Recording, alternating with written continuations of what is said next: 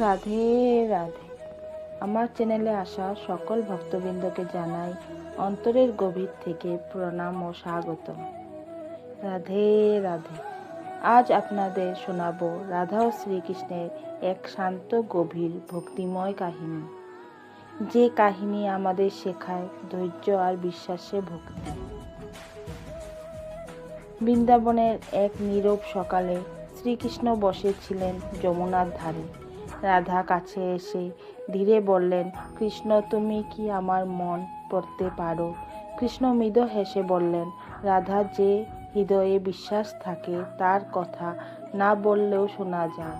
রাধা চোখ বন্ধ করে নীরবে নাম জপ করলেন। সেই নীরবতায় কৃষ্ণ অনুভব করলেন ভক্তির গভীর টান।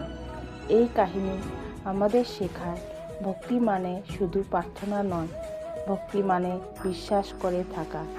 জীবনের পথে যখন কথা ফুরিয়ে যায়, বিশ্বাস তখনই সবচেয়ে জোরে কথা বলে। যে হৃদয়ে এই বিশ্বাস থাকে, সেই হৃদয়ে শ্রীকৃষ্ণ চিরকাল বাস করে।